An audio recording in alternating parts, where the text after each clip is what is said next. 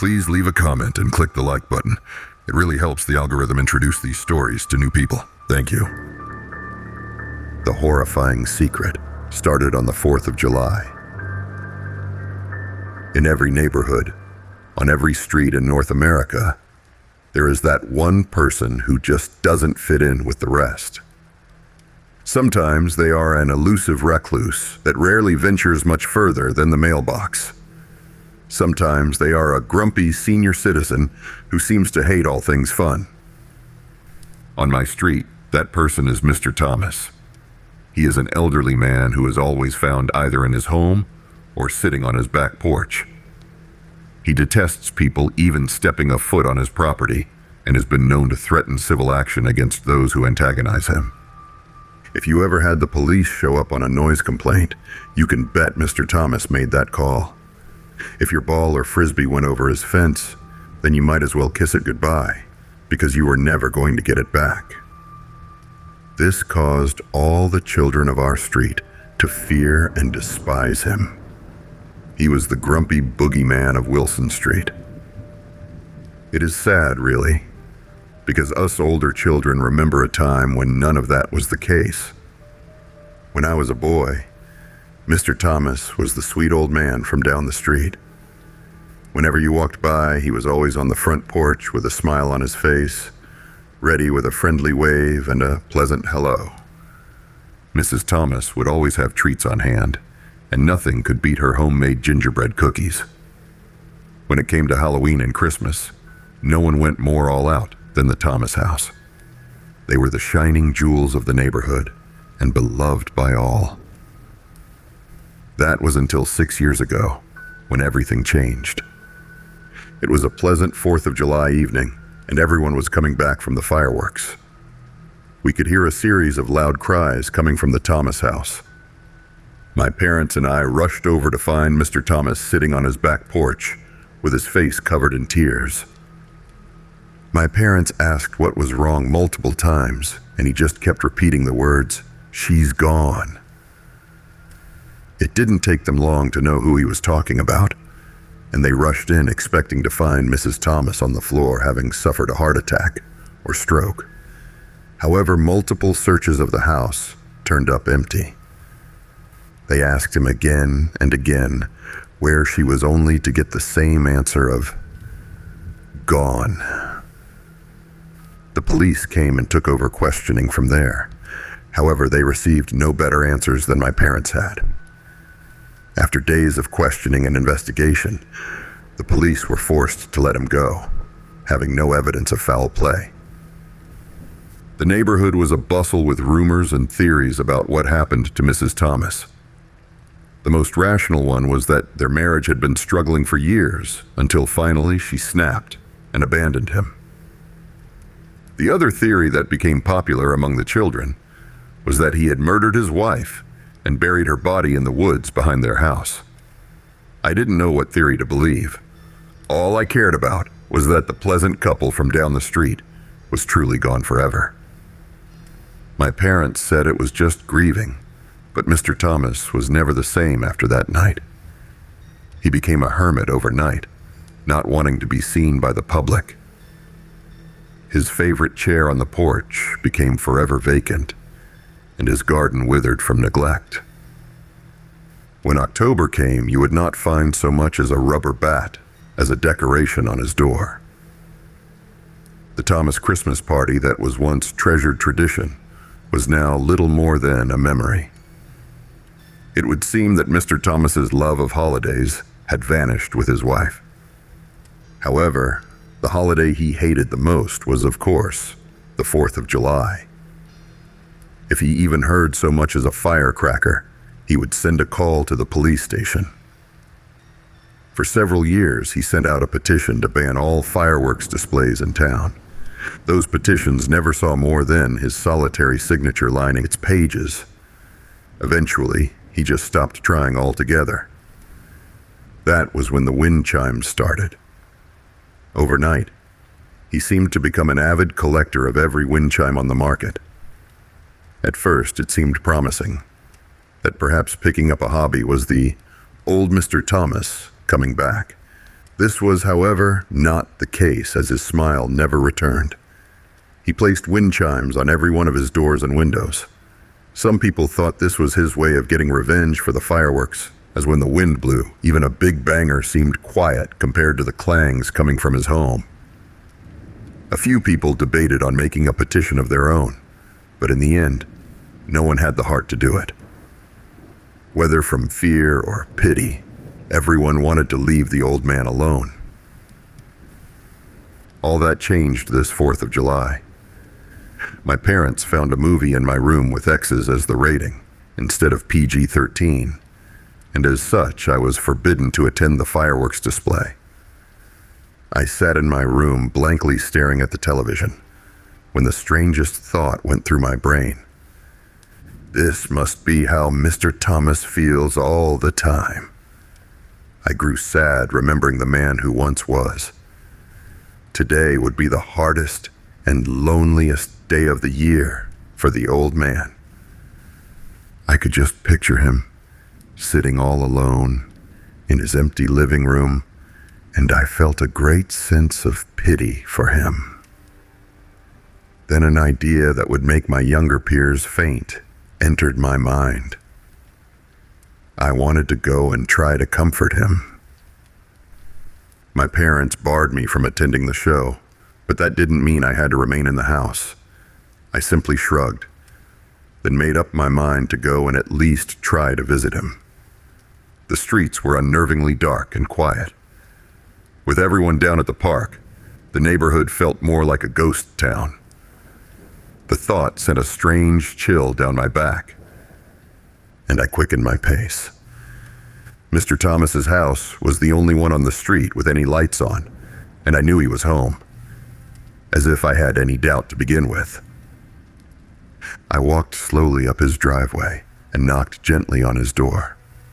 I thought he might storm out with a scowl on his face and a shotgun in his hand. However, something even stranger happened. The door slowly swung open at my gentle knock. The idea of his door being unlocked was surprising enough, but to be left open was a complete anomaly. "Mr. Thomas?" I asked, well poking my head through the door. This was the first time I had entered their house since Mrs. Thomas's birthday party over 6 years ago, and at first glance it seemed like it hadn't changed a bit. Their fall coats still hung waiting for their chance to be used again, and one never would. The house was completely quiet, and I considered leaving. But with the door left open, I became worried about Mr. Thomas's safety. I tiptoed through his foyer. "Mr. Thomas, are you here? It's Jimmy from down the street. I was just checking to see if you were okay." I called out into the silence of the room. No sound met my call. I stepped into the living room and was almost unnerved by what I saw. I was completely surrounded by images of Mrs. Thomas. Every inch of mantel and table space was covered with framed pictures of her smiling face. I felt sadness well up in me, for it had been years since I had seen her, and I had almost forgotten how radiant her smile was. I was then filled with a different feeling altogether: confusion. This wasn't the living room of a man who murdered his wife, nor one that was abandoned by her. Whatever happened to Mrs. Thomas? Her husband loved and missed her terribly. I turned towards the dining room and was instantly assaulted by a very different series of images. Covering all the walls were drawings and paintings that I couldn't quite make out. Some of them were of splashes of color in a spiral, others of tall black figures with no discernible features.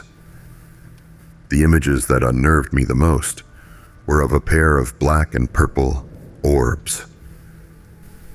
It seemed to be that Mr. Thomas had drawn these the most. They ranged in quality, with some looking like they were drawn with shaking hands, and others looking like a master painter had drawn them. Those orbs seemed to drill right into me, and I became uncomfortable in their presence.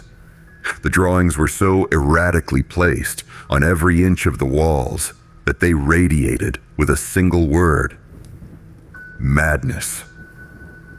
I considered leaving then and there, but that was when I spotted the door. Laying on the hardwood floor was the door leading to the basement. It had been ripped clean off its hinges from the outside. I went over and tried to lift it, only to discover that this door was made out of solid steel. This was the type of entryway that you might find on a bomb shelter. It possessed every type of lock known to man, and yet someone, or something, had torn it off as if it were plastic. I felt fear like I had never known take hold of me, and it was taking all my will not to run away screaming. Leading away from the basement was a trail of scratch marks heading towards the back door. It looked as if someone was dragged across the floor, fighting the whole way. A voice in my head was screaming for me to run, to go home and call the police. But what if Mr. Thomas needed my help? I couldn't abandon this old man when it seemed like his life was in danger. Against all logic, I followed the trail of scratches leading to the back porch. The backyard showed even more signs of a struggle. The balcony rods were missing chunks of wood, as if someone grabbed on with all of their might. In the lawn, several patches of grass were pulled out by the root. I could see a clear imprint of a body being dragged right into the woods, and it looked very fresh. My fear screamed at me, but I could not let it control me now, so I ran straight into the field of trees. I stepped quickly and carefully through the foliage of the forest. I did not know who was taking Mr. Thomas, but I knew that I could not let them hear me no matter what. The forest seemed far too quiet for a calm summer night. There were no creatures scurrying around, no owl looking for prey. They had all been smart enough to hide from the forest's invaders. The moon shone overhead, sending long shadows through the trees. I could feel my childhood fear of those shadows creeping up like a spider, and I began to shake. Looking back, it seemed to be so foolish to be afraid, for I was about to find out that there were things much worse than shadows and trees to fear. The trail ended in a small clearing, and there I could see Mr. Thomas kneeling in the dirt. I was about to call out to him, but that was when I noticed he was sobbing. I felt as if I had gone back in time, for those were the same sobs we had all heard exactly 6 years prior. He looked up into the dark trees on the other side of the clearing and began to beg. "Please, just give her back. I don't care what happens to me. Just give her back, you bastards." I thought for a moment that he may be suffering from a delusion, for we were alone out here. But that was when I saw them, and I had to stifle a scream. At the other end of the clearing, what I initially mistook for shadowy trees were actually figures. The figures were pitch black and impossibly long. Their bodies were completely disproportionate, with legs, which were far too thick, and arms, which were far too thin. They had to stand at least 7 feet tall with elongated skulls. As my eye adjusted to the darkness, I could see no mouth nor nose on their face.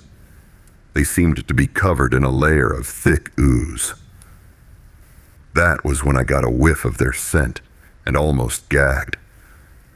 Their odor was beyond horrible and completely indescribable. There was nothing on this earth that matched their scent. It was at that moment that the thought occurred to me that these figures were just that, not of this earth. The thought had me gasping audibly before I could control myself. All of the figures' heads snapped to me at once, and I could see their eyes for the first time.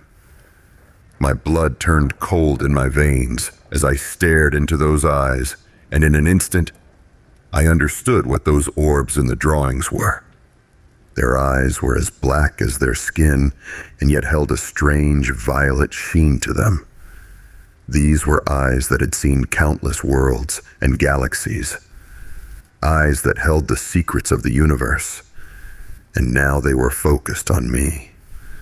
A strange and nearly skeletal hand rose from the darkness. The hand bore only 3 fingers, and each tipped with a bulbous, frog-like pad. 2 of the fingers curled, leaving one pointed directly at me. Mr. Thomas turned around and noticed me for the first time. His eyes held fear at first. Then the eyes turned to a look of pure guilt and sorrow. A single tear fell from his left eye, and I knew he was apologizing to me. As if summoned by some invisible force, Mr. Thomas was pulled into the forest so quickly, a scream didn't even have time to rise from his throat. The black figures seemed to dissolve into shadows as if they never were. For a second, all was quiet. Then came a mighty force of wind. The blast sent every chime on the house shrieking into a crescendo of deafening music. I was forced to cover my ears to try and muffle the sound in vain. I looked up just in time to see a spiral of blinding color shooting into the sky. In what could only be the result of careful planning, the color spiral reached its peak height just as the town's fireworks began blasting into the night. The anomaly was lost in a sea of colors, and when all was finished, nothing remained in the sky but a mass of smoke. I don't know how long I stood there simply staring at the night sky.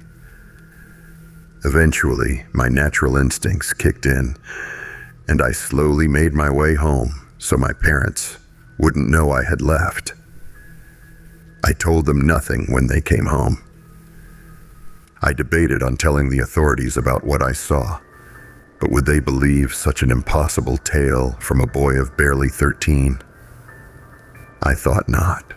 No more than they would believe an old man whose wife had just disappeared. I simply kept my mouth shut and let nature take its course. It took the authorities 8 days to discover that Mr. Thomas was gone, and even then it was only because the mailman noticed that his box hadn't been emptied. The police were as clueless to his disappearance as they were with his wife. In the end, most people believe that he left town and committed suicide. Mr. Thomas, the so-called boogeyman of Wilson Street, was gone. He leaves behind no family and no next of kin. He only had 2 true pieces of inheritance, of which I am the sole benefactor. These are madness and solitary knowledge that these creatures will be back. Thank you so much for listening, and if you enjoyed tonight's story, please let me know by clicking the like button, as well as what your favorite aspect was in the comments. These 2 things really do help the algorithm know which stories to push to new listeners. For more scares, here's a playlist for you.